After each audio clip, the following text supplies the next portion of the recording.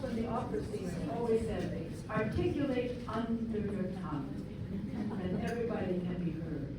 So I shall articulate under my tongue. Such a treat. I did realize how beautiful this place is. The drive was phenomenal. There was a detour because of construction. So we went, I don't know where we were, it was magnificent homes up on the hill. Amazing homes, large, beautiful homes. We were not in Senegal, we were not in Sudan, I don't know where we were, but it was truly, really quite a big eye-opening home. So, you have no idea? You don't know? Okay, that's fine. I can collect my thoughts in the meantime.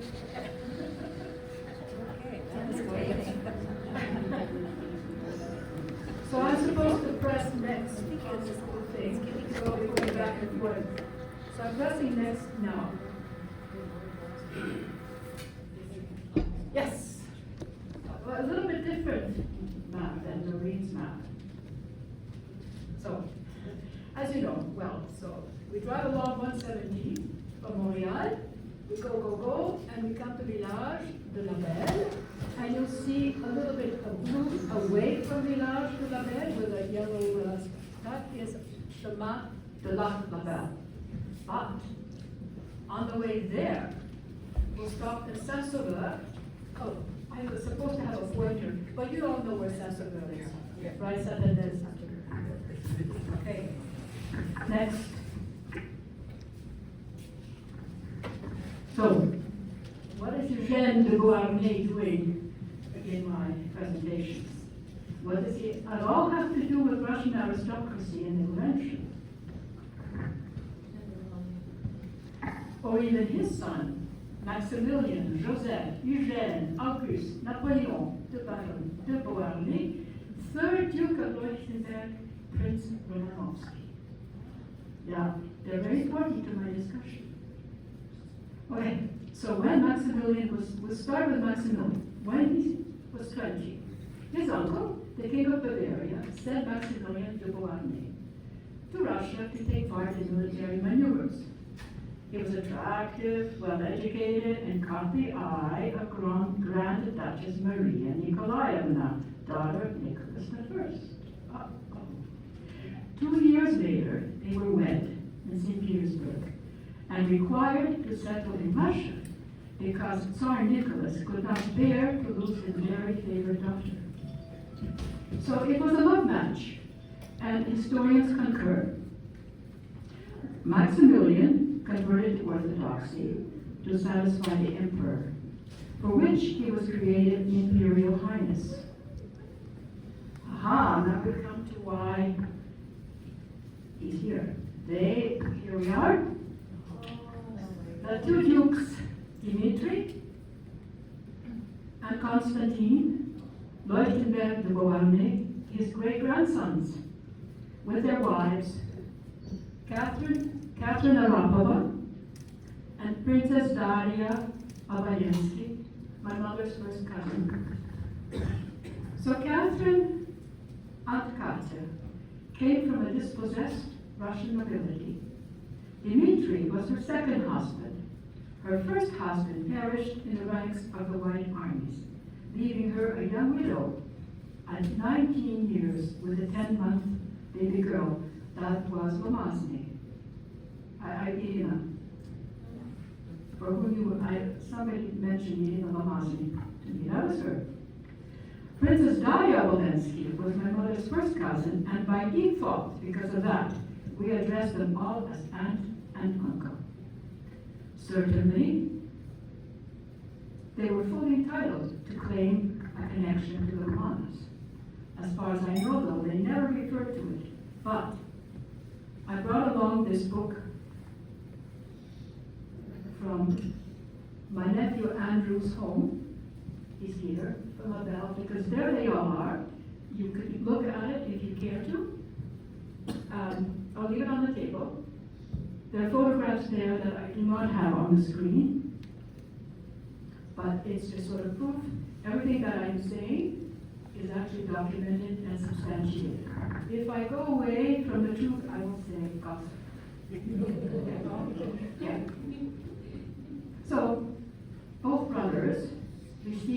upbringing very typical of the Russian aristocracy in the early 20th century.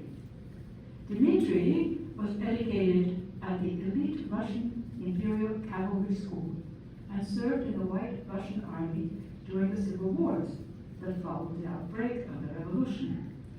The entire family fled Russia and settled in the family castle Seyon in Bavaria, owned by their father, George. If I'm not talking under my tongue and you don't hear me, tell me. Right? You have to hear me. Beautiful castle Seyon. It used to be a monastery. Ah, surprise, surprise. I bring in Anna Anderson. Who was mentioning Anna Anderson? The most famous of the numerous women claiming to be Anastasia or Anastasia. Nicholas II's youngest daughter, who supposedly survived the murder of the whole imperial family. I bring her into the picture because, unbeknownst to her, she was responsible for the Leuchtenberg's decision to leave their family home and immigrate to Canada. By the way, many of us will recall a remarkable film made in 1956 with Yul Brynner and Ingrid Bergman, and she received an Oscar for her role as Anastasia. Their father, so the Duke's father, Duke George, welcomed Anna Anderson into Seyon Castle. He said to a friend, and I quote, "I cannot tell you if she's the daughter of the Tsar or not.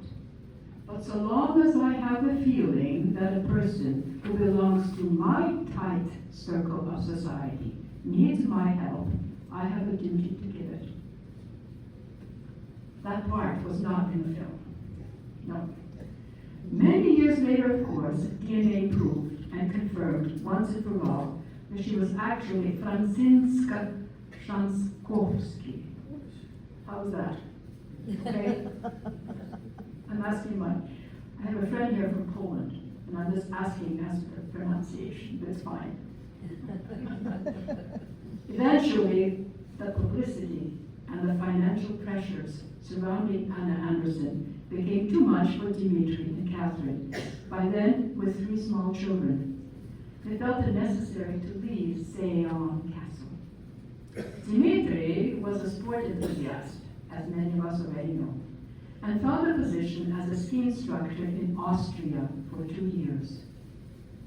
Dmitri had a distant cousin, the Marquis d'Albizzi. Yeah, he was a fervent skier.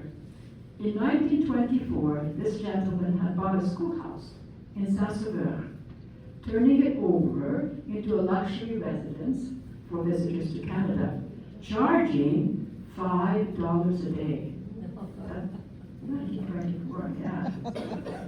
He invited Dmitri to join him in opening a ski school, teaching guests at the resort. The Marquise. La Marquise. No, yes, the Marquis.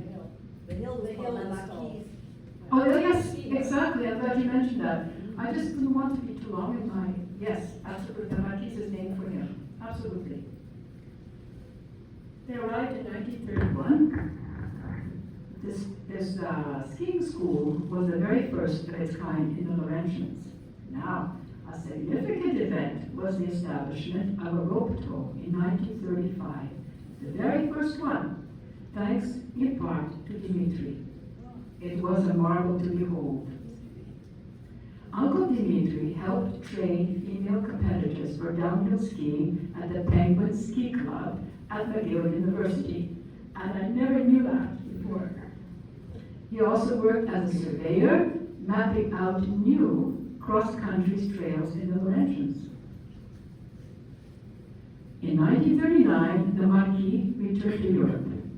The Duke and Duchess acquired his resort, renaming it Pension Leuchtenberg, turning the residence into a kind of Downton Abbey, and we have someone here who was witness of that. 2 habitués of the times were Governor General Vincent Massey and Prime Minister Lester B. Pearson.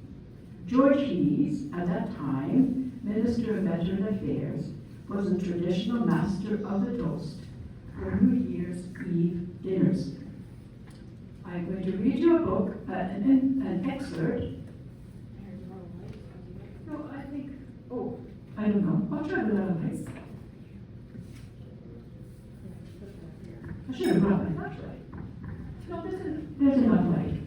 No, okay, yeah. He writes, one Canadian in his time. And he was older than I by 12 years, so he was actually witnessed, and he received winter jobs from the winter work from the Laurentians to help out during the Christmas holidays, so he was there. Their house was elegantly decorated with artwork and Napoleonic memorabilia.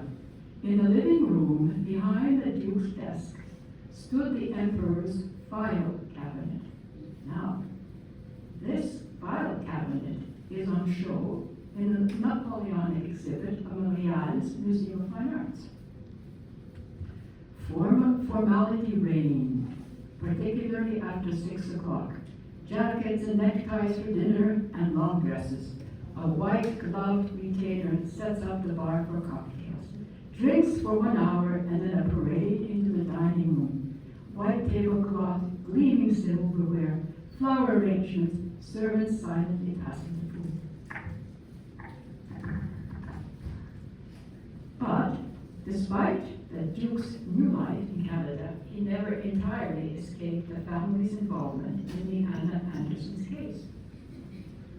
In 1959, Anderson's case to establish her identity slowly unfolded in the West German courts. At stake were Romana millions held in English banks. That certainly provided an incentive to prove Anna Anderson's legitimacy. Lawyers arrived from Germany to Canada. Quote, can Canadians solve the mystery of Anna Anderson Anastasia? Reads the Montreal Gazette. Quote, two whom they will meet this morning are Duke Dimitri of Leuchtenberg and his wife, now innkeepers in Saint-Sauveur. He is convinced that she is not Anastasia. The lawyers also visited Nicholas II's sister, Grand Duchess Olga, who was resident in Cooksville, west of Toronto. It's now Mississauga, I think.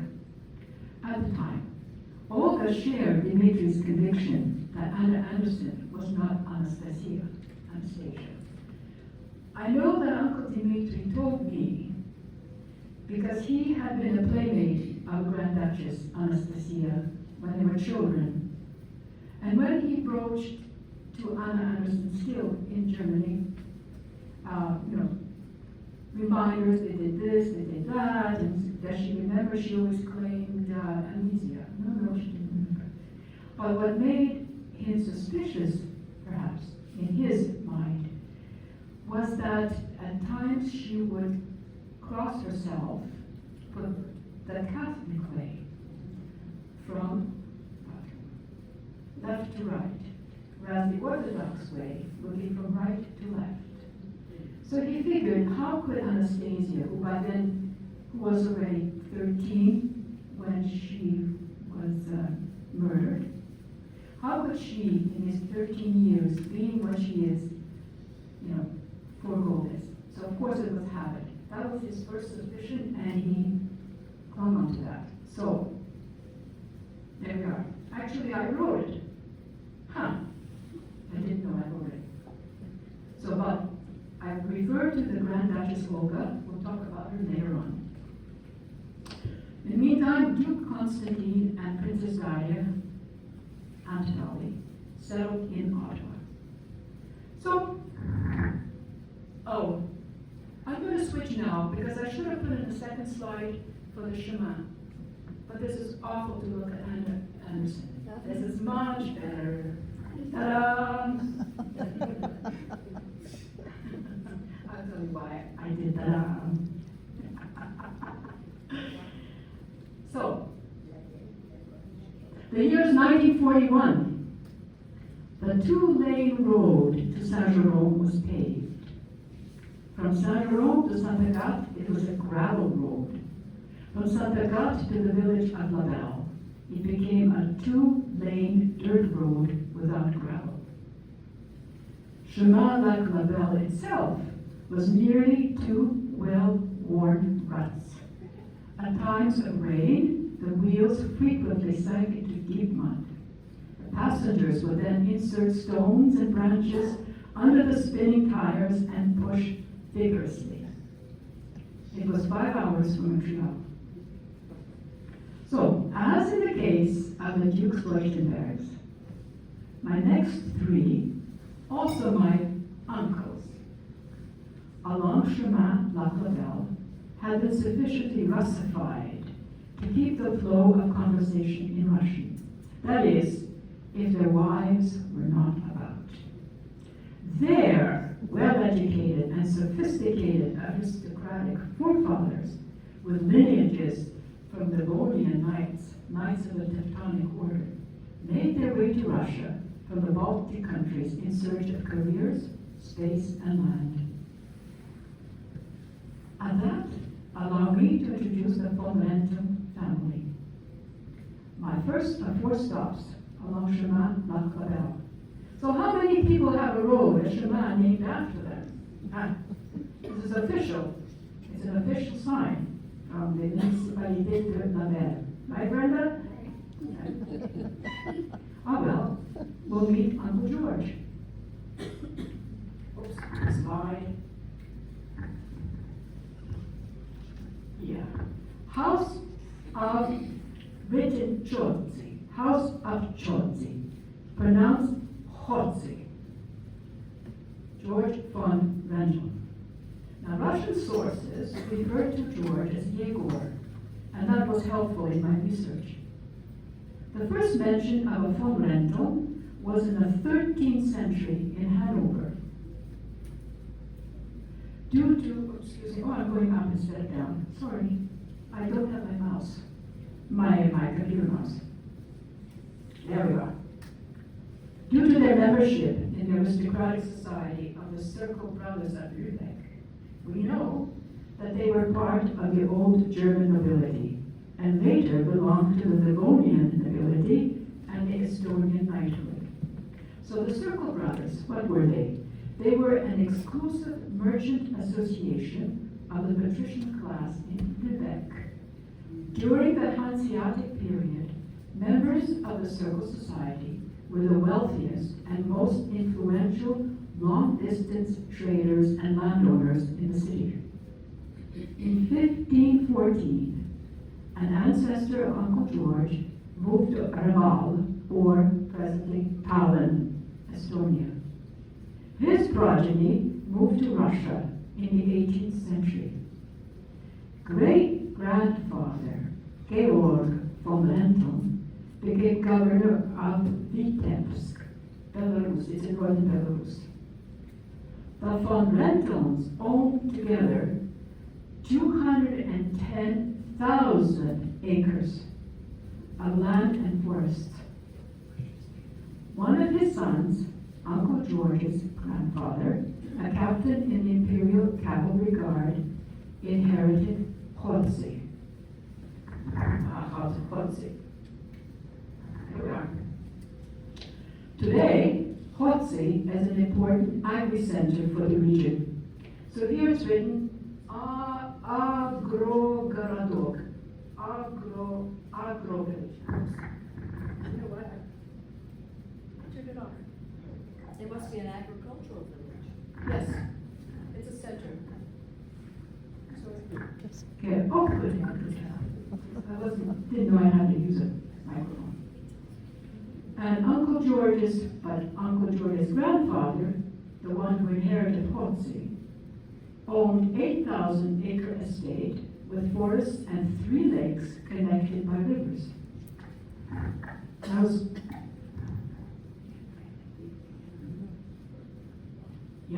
What remains of the estate today? The barn.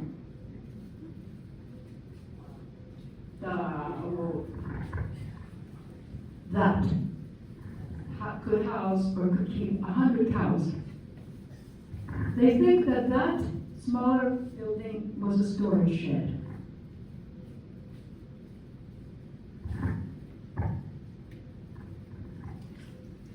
Uncle George served as a hussar in the Russian Imperial Army. The painting you see before you was done by Barbara von Rentlen, his oldest daughter. Uncle George specified to her the exact details of what a hussar's uniform should look like. So this is an accurate depiction. We can visualize Uncle George charging with a hussar and a sword, and this is what he wore. Uncle George was wounded in the spleen during the Russian Civil War. I got that from his sister. The revolution had made him a refugee in Istanbul, and forced him to utilize his once great tennis talent to earn a living, somewhat precariously because of his wound. For a time, he taught tennis in the Sultan's harem. As harem ladies were not allowed to move their feet in the presence of non-eunuchs, the tennis ball had to be returned directly to their feet with precision. In 1920, Uncle George immigrated to Canada. He made a successful business manufacturing silk flags until the war broke out. There, as I understand, he met his wife, Jeanne, who was a designer of the flags. He became and was a successful businessman. By the way, his was the only tennis court on Chemin La Clavel, where we as children spent many, many happy hours. Thank you, Renton family. So, we proceed. I'm looking at time now. 1,037 meters further along Chemin La Clavel, from the von Rentels, we come to the Kaiserlings. House of Kaisering is the name of an old and influential German, and remember the word German, noble family from Westphalia, whose members held significant positions in Prussia, Saxony, the Baltic, and Russia. Now for just a bit of trivia. Nothing to do with, actually, my talk. In 1736, Count Hermann Karl von Kaiserling, a Russian ambassador to Saxony, helped Johann Sebastian Bach get his title court composer to the King of Poland and the Elector of Saxony. It is said that Bach wrote the Goldberg variations for Kaiserling, who had difficulty falling asleep. How true that is, again, I don't read documents. It could be, it could not be, but I think it's fun. So remember don't forget the German connection here.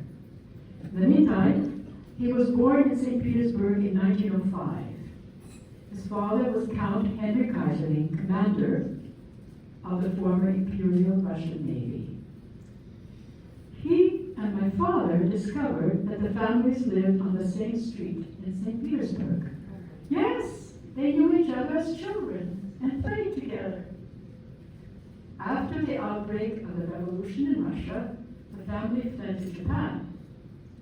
Uncle Bob attended the St. Joseph's College at Yokohama and the Canadian Academy at Kobe, Japan. That was a new discovery. Who knew that we have a Canadian Academy in Kobe, Japan? In 1920. Yeah, Kobe. Good. He worked as a shipping clerk in Shanghai in 1920. In 1925, Kaiserling came to Canada, where he graduated from the University of British Columbia with a degree in economics and political science, which will stand him in good stead. Uncle Bob landed a job in Germany for the United Press in 1930, where he covered the pitched battles between the Nazis and the Communists on the streets and in the bars of Berlin. In 1931, Uncle Bob learned that there was to be a special meeting of the executive of the Bank of International Settlement at Basel, Switzerland, to discuss commercial debt and ongoing economic crisis in Germany. The Nazi position on commercial debt was unknown. By then, the Nazi Party already had 107 seats in the Reichstag. Uncle Bob sensed his opportunity. If only he could secure an interview with Hitler on the subject on behalf of the United Press. The problem was that Goering, Hitler's political representative in Berlin, jealously guarded access to the Führer and demanded that all requests go through him. Kaiserling decided to attempt an end run around Goering by asking several of his banker friends to appoint him their private representative so that he could ask Hitler some questions that they were eager to have answers. Then he could tell Hitler that in view of the upcoming meeting in Basel, the United Press wanted to publish the answers. He placed a long-distance call from Berlin to Munich. Alas, Hitler was not available. Rudolf Hess took the call. Which Graf Kaiserling was he speaking to? The German connection. Robert Wendelin Kaiserling, speaking for financial interest that, due to the upcoming meeting the following Tuesday, made it imperative that he speak with Hitler. Obviously, the title provided more gravitas than the ID of a newspaperman. Hess called back at midnight. The Führer would not be able to see Uncle Bob before Tuesday. Not good enough. This is urgent. Get me a meeting on Monday to settle these matters. Done. Now I have a letter here that Uncle Bob wrote to his future wife, Aunt Sigrid, who was in England. And I'm going to read it out, but it's easier to read it from a paper. The letter was in the hands of his daughter, Cecilia, who lives in Vancouver.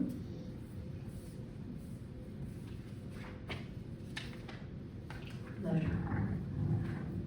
I wasn't sure. I was maybe printed out for you, but whatever.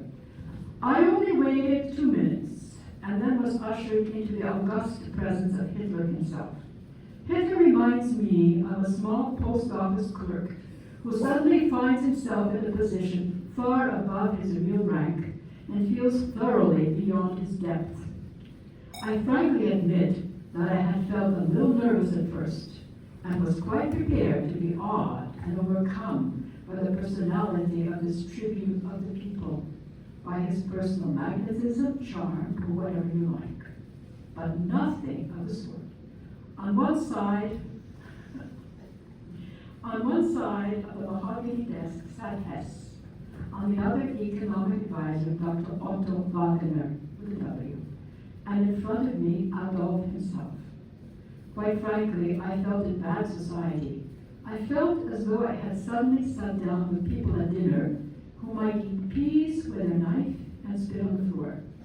But what was worse, I felt not one of these men was a leader, but just small, average intelligentsia. Very small, and almost below average.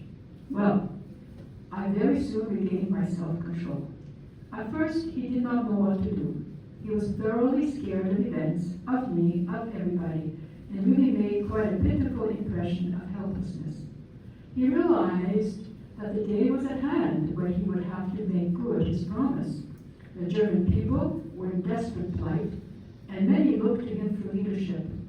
At the same time, the man who had, on so many occasions, talked to the multitude in such loud words of courage, leadership, and nerves, was sitting before me, a harassed and frightened individual. I asked for a statement, and he answered that he was afraid to do anything for fear of aggravating the situation. Finally, I got the promise from him that he would give me a signed statement, because we were afraid that he might otherwise friends should object to what he said, lamenting everything. After about half an hour with him, I returned to my hotel and waited for his secretary to bring me the statement. He finally arrived, and I immediately telephoned it through to Berlin. I asked the secretary to remain and work over the rest of the story with me, as I did not want to say anything that was not absolutely according to fact.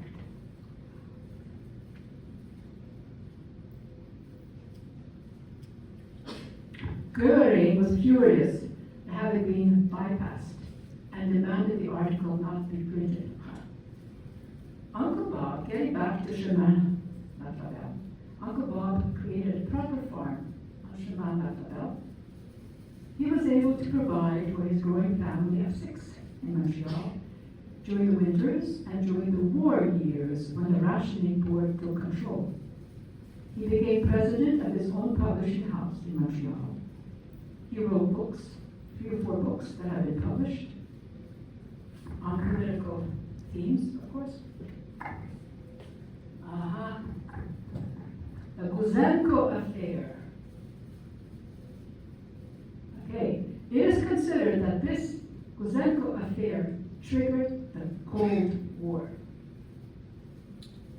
A cipher clerk for the Soviet embassy in Ottawa, Igor Guzenko, defected 3 days after the end of the war with 109 documents of espionage activities in the West. Guzenko exposed Soviet intelligence efforts to steal nuclear secrets, as well as the technique of planting sleeper cells to the spy rings already operating in Canada. He went into hiding. It's the same one. Oh, I switched already. Okay, sorry. I thought it was still showing Uncle Bob. Okay. There he is on television, 1966, holding a second edition of his book. The first one had been published in 1948. He's feared for his life. As you can see, he's wearing a bag. In 1966, he was still in hiding, except along Chemin La Fabelle, consuming copious cups of tea with Uncle Bob. Yeah. 1,000 meters further along Chemin La Fabelle, my third stop, we have 4 stops, are the Rodomars, as we know them. Meet Lieutenant Prince Oleg Vladimirovich of Radomir of Montenegro. And the slide with him is his cousin, the Queen Consort of Montenegro, Milena Vukotic. Uncle Oleg was a descendant of Petar Vukotic, a nobleman from Montenegro, yet another blue blood moving to Russian territory for economic advancement. Petar was granted lands for his distinguished military service. Uncle Oleg was sent to the best cadet military college in Odessa. In 1916, Uncle Oleg determined that he would run away to serve in the war. Like von Rentel, he joined the cavalry hussars. Cadets were strictly monitored and had to wear specific uniforms. It took quite a few machinations, bribery, encounters with persons of rank, and reconnecting to his Serbian roots to accomplish his escape from school. He was 16. He joined the Serbian armies in Romania. Since their headquarters were in Radomir village, Radomar is a variant that became his family name. Uncle Oleg was made a corporal. One day, sent ahead to search a woodland, he and 2 other hussars surprised and captured 6 Bulgarian officers, along with 2 orderlies and documents. He was awarded the Cross of St. George for conspicuous bravery in battle. It was at this point it was discovered that Uncle Oleg was only 16.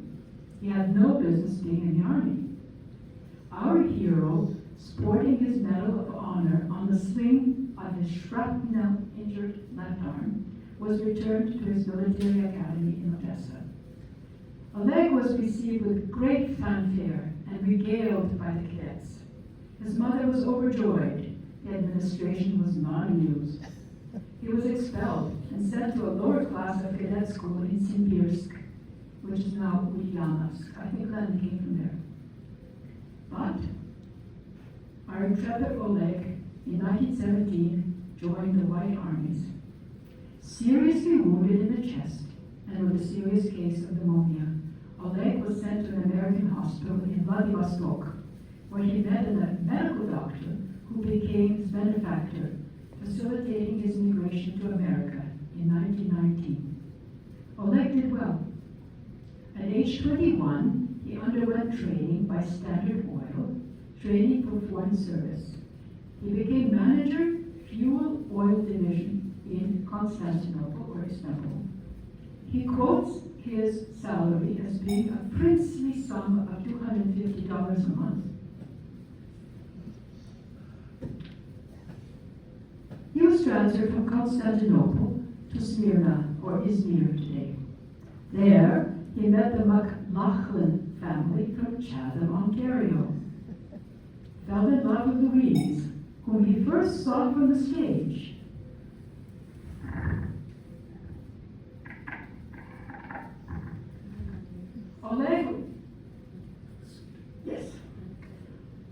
Oleg was endowed with an extraordinary tenor voice. He was even encouraged to pursue an operatic career. He enjoyed singing for audiences. And at one fundraising concert in Smyrna, Izmir, he writes, quote, "In the middle of singing Ich liebe dich, a lovely Rubinstein song, I chanced to see a beautiful girl in the audience, boldly singing my song to her. Their courtship was short, becoming engaged in 17 days, much to the consternation of her Canadian family. Louise came up with a solution, sent them letters of reference. In the meantime, and at the same time, Queen Elena of Montenegro, now widowed and exiled in Paris, sent an equerry to Constantinople, Istanbul. Would Oleg consider inheriting the throne? He explained that he was marrying a Canadian girl and a Protestant, not an Orthodox faith. Therefore, he would have to refuse. Oleg became president of Philips Industry in Toronto after his wartime position as head of Canada's ration administration.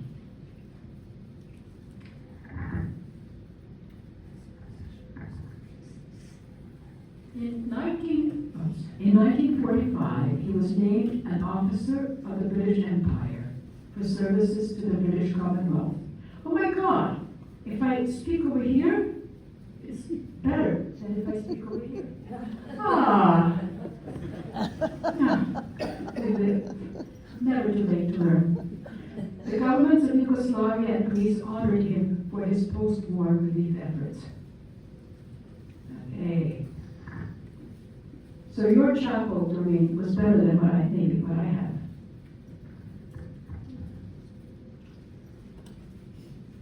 Yeah. My parents long yearned for a country property where they could root their children in a sunnesting place. The dacha mentality of old Russia and today's Russia was firmly embedded in our family. To retreat from the city into the open spaces of the countryside, fresh air, Mother Earth. Now we come back to 1941. On business in Montreal, he met Uncle Bob Kaiserling. They got along famously. Father was persuaded by them to travel to their newly acquired property in the deep Laurentians. He might take a look at 3 other properties that were available. And so it was that LaBelle came into our lives, into the lives of others, cousins, and close friends. It became the firm anchor of which my parents dreamed. At the time of purchase, there was no running water, a well, pulley, and bucket. No electricity, candles, and kerosene lamps. No fridge, adjacent ice box. Big blocks of ice cut from the lake in the wintertime and covered with sawdust. No telephone, a rural mailbox. The roof leaked. Bats flew about on the unfinished second floor. Frogs jumped around in the rutted road after heavy rains. And to think that my parents were living in Washington, D.C. at the time of purchase. They made the trek from Washington, D.C. to Lac La Belle and back. I'll read you a short excerpt, which brings in again our Uncle Oleg. Thank you in part to Uncle Oleg that they were able to do this. My father writes, one problem of La Belle was its distance from Washington. The gasoline rationing with which Canada had already become familiar was quickly established in the United States. To power a station wagon loaded with family and belongings from one home to another, a distance of some 800 miles, was a logistical challenge. Fortunately for us, Uncle Oleg Rodemar had become assistant director of Canada's rationing board. The station wagon was fully fueled at Champlain on the border, as were the two large jerry cans we had strapped at the back. We could manage it to Washington, thanks to Uncle Oleg. The synthetic rubber tires blew with regularity, and no journey was complete without at least 2 or 3 tire changes.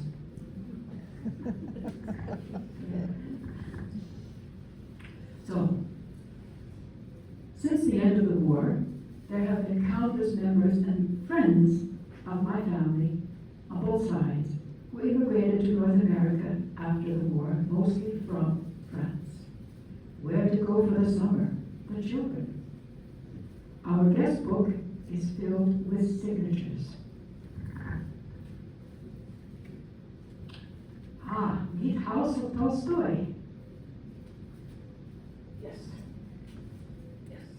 I can't see it, so I have to look up. Alexandra Vladimirovna Tolstoy, daughter-in-law to Leo Tolstoy. She was married to Mikhail, his 10th child, who passed in 1944 and therefore did not immigrate to Canada. He passed in Morocco. They had known each other since childhood. As neighbors, Antonina skated on the Tolstoy's skating rink in Moscow. She was a poet, he a musician. Together they wrote classic romances. Russian romances are sort of like, it's a Russian theater, sort of like the German theater that is still popular to be performed and recorded. Classic songs. Now she is related to both my parents, and that makes her very special. Aunt Lena came for many summers in a row to care for her 3 grandsons, while the parents lived and worked in Maniwaki. Their mother was her youngest daughter. She organized plays, read to us Tolstoy's War and Peace, under the shade of an enormous elm, now long gone. She was always sensitive to needs of us children. Of her famous father-in-law, she said, you know, he was such a brilliant writer, but not much of a philosopher. Maybe if he had to cope, as we have had to cope in immigration, he would have seen things more clearly. She loved those summers in Lac La Belle as the nature reminded her of Russia. Her favorite pastime was walking for miles around the northern meadows collecting wildflowers. She returned with armfuls of them, which she arranged and then portrayed in watercolors. Her grandsons have a cottage on the other side of the lake, lovingly built by their parents.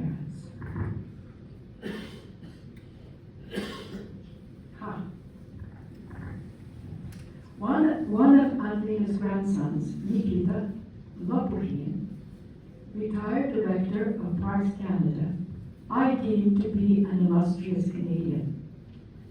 Just for historical reference, Laurentians was Peter the Great's consort.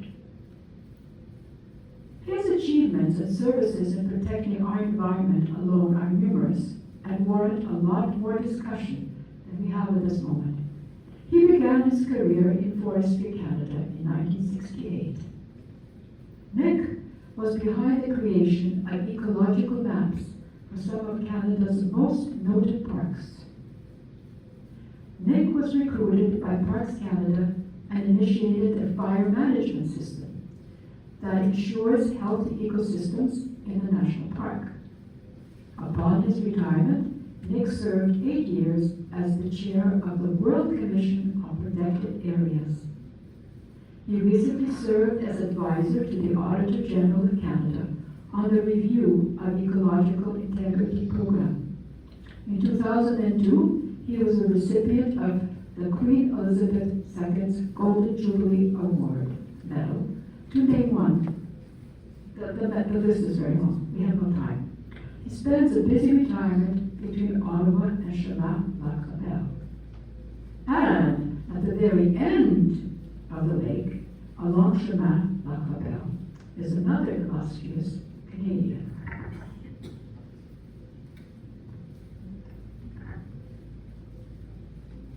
Meet Baron. Oh, he never uses that. He would be appalled if he knew I was talking about him as Baron. But a Baron is a Baron. Baron Anatole von Hahn. Anatole was 9 years of age when his parents immigrated to Montreal from Chile. He retired from Scotiabank as group head, Canadian banking, in 2015 after 31 years.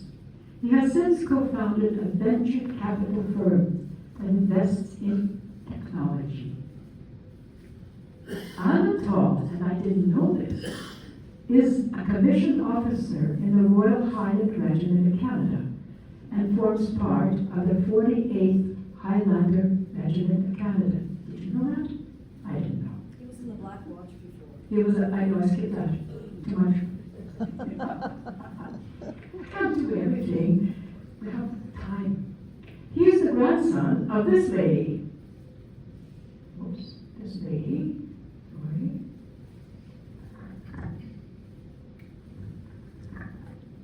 Baroness Dina Antoinette Cornélie von Hahn, Princess Lieven, and Dina. House of Lieven-Hahn. Both the Lievens and the von Hahns also found riches, titles, and land in the service of the Russian Empire.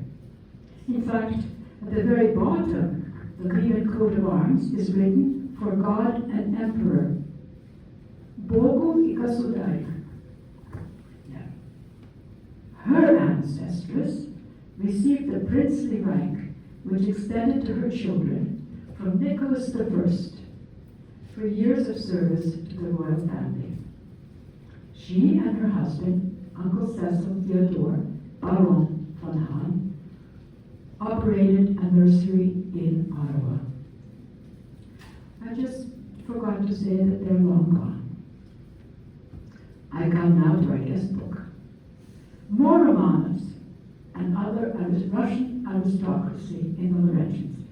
Now, for purposes of time, I need to set aside the genealogical consideration of the Romanov visitors to Chemin-la-Capelle.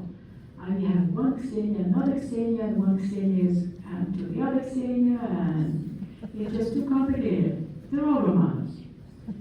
You can confirm it there. Trust me. Now, as far as the Romanovs go, the third generation from Alexander III, were no longer addressed as Grand Duke or Grand Duchess. They were Prince and Princess. This Romanova, Princess Xenia, has to be my favorite. She missed having children of her own. It is quite obvious from the slide. I took this screenshot from an old movie that we had, so I think it's pretty good. It's not very clear, but it shows you that's the important thing, the love for children. She came for the long weekend of July the 4th, 1955, and stayed a month.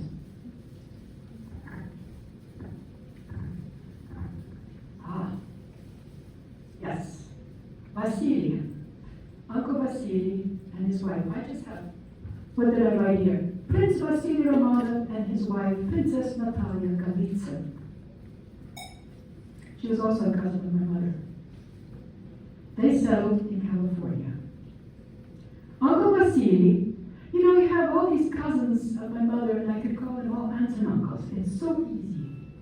Uncle Vasily led a varied life: stockbroker, winemaker, and chicken farmer, before becoming president of the Romanov Family Association. He once said, quote, "In my colorful career, I think I enjoyed the chicken farm most." Natalia escaped revolutionary Russia with her family in 1920 through Siberia to China. We were talking about that earlier. For a time, she pursued a career as an actress, playing small parts in the theater and in silent films. Ah, yes. Sorry, I had Grand Duchess Olga Romanova with her husband, Colonel N.A. Kulikovsky, and their sons, Guri and Tikhon. That's Tikhon and that's Guri.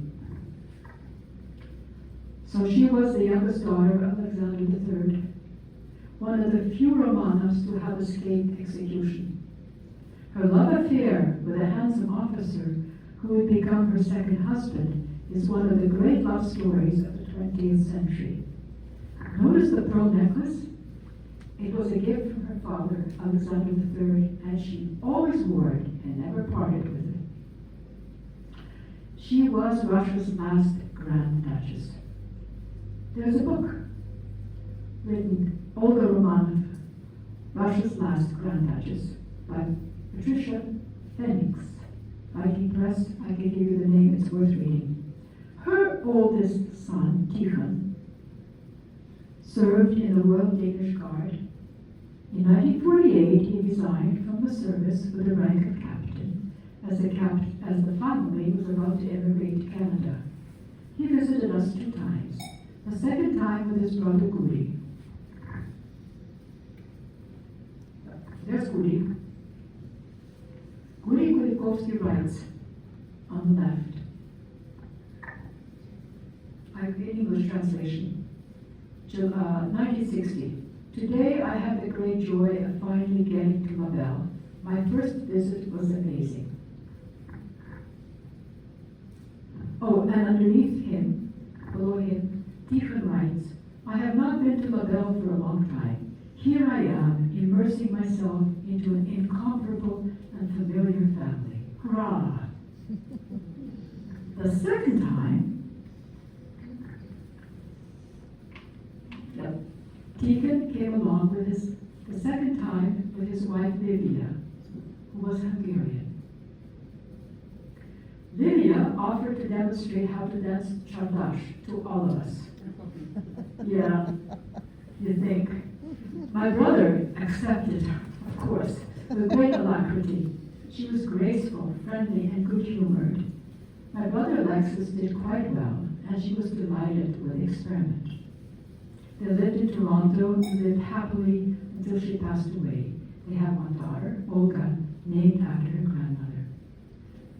Tikhon was the closest surviving relative of Emperor Nicholas II.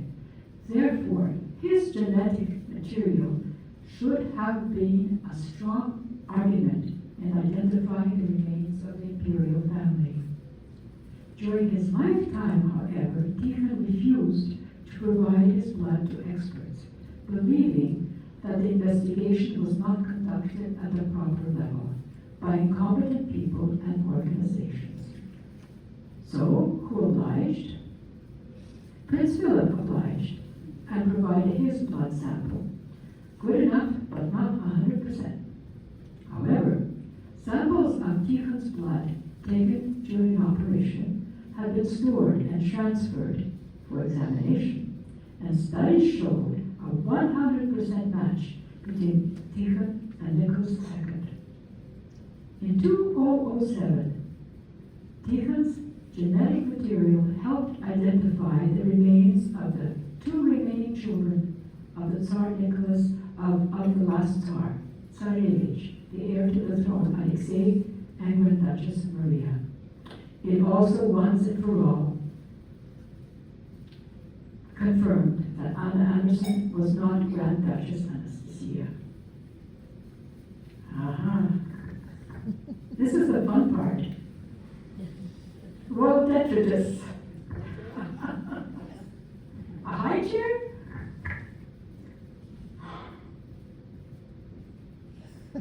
This high chair belonged to Her Royal Highness, of course. My nephew, how could he remember? He was only 2.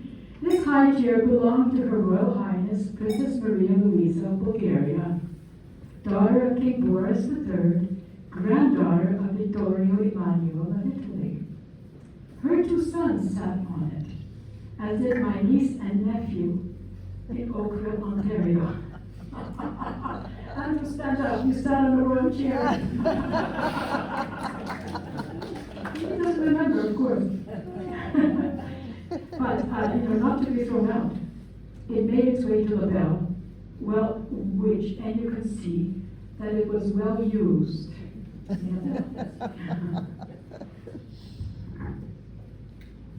I'm coming to the end. The guest book, once again, with signatures from Maria Louisa and her second husband, Ronnie Crowbrook. I have to substantiate what I say. Don't think that I have to prove it. They were close friends to my brother and sister-in-law. Her Royal Highness, Princess Maria Louisa, that's her. A few years ago in New York, she presented us with an ancient icon of St. John of Rila, one of Bulgaria's most venerated saints for our chapel. She lives in New Jersey and is in her late 90s. We come to the summer 2025, House of Habsburg. Yep.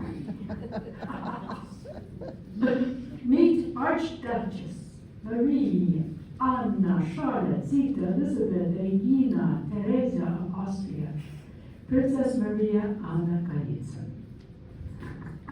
Her husband.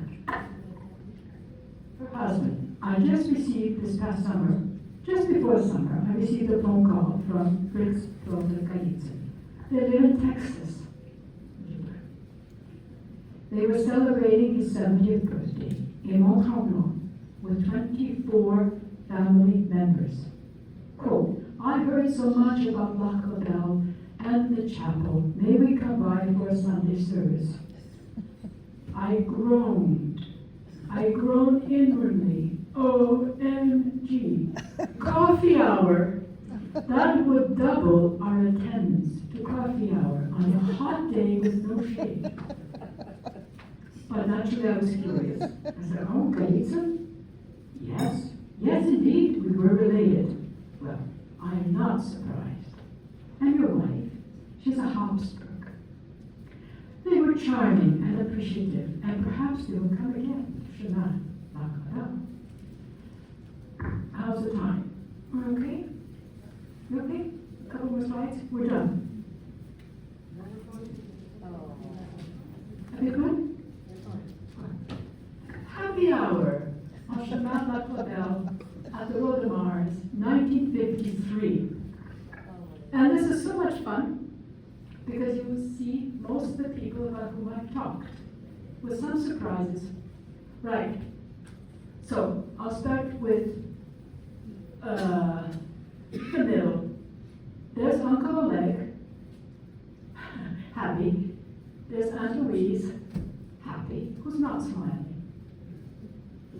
There's my father. Above him is my mother. Here is Aunt Dolly Leuchtenberg de Beauharnais, who's married to Constantine. Here is Princess Xenia, who spent a month. Here is your mom, Brenda, Jean. Nadia, Tanya. There's your brother, Sergei. No, we hadn't emigrated yet. 1957. Well, with the books that puts it in. So there's something wrong then. Yeah. You haven't immigrated yet, but that's him. Okay, we'll have to correct the memory book. Okay. And the rest are cousins. And this is Georgi, or George Leuchtenberg Dubarny, who could not become my brother-in-law. And this is my godfather, Prince Sergei Gagarin. And the gentleman in cleric there is Father Alexander Schneemann, which brings me to my last slide. So Father Alexander Schneemann, maybe some of you already know of him. He is a world-renowned, he passed, a world-renowned theologian. He was a brilliant man. And in the 70s, he broadcast sermons to the Soviet Union through Radio Liberty. And one of his listeners regularly was Alexander Solzhenitsyn. And when Solzhenitsyn was exiled from Switzerland, he made his way. The first person he wanted to meet was Father Alexander. Father Alexander flew to Switzerland. He met with Solzhenitsyn. And a few months later, Solzhenitsyn came to Montreal and spent some time during Easter, the Holy Week of Easter. Very anonymously, nobody knew he was here. He stayed at the Cathedral of St. Peter and St. Paul in Montreal. And in the second day of Easter, after Easter, he was hiding in Laval. Oh gosh! There we go. I'm sorry. There we are. So this is his signature. Second day of Easter. What a pleasant place. Founded by the church. That's quite his signature. And there's Father Alexander Schneemann, 22 years later, with Solzhenitsyn and my father. He hid from the world. Nobody knew where he was, right? If you remember, some will remember that, I'm sure. Even in the Paris newspaper, from what I remember, Le Figaro, there was a headline, Mon Ispa au Canada. Nobody knew where he was going to settle. They were always thinking he'd settle here, but he settled in Vermont. So that pretty well brings me to the end of my presentation. If only I'd known where I would be today, had I known back in 1970 when I was getting married, because most of the people about whom I speak were at my wedding. If I had only known, I would have lined them up, photographed them, and presented them to you today as a thing of the past. But as it is, I finished without them. But I have to just say, had I only known. And what can I say? Long live Chemin Lacodel. May their magnificent generation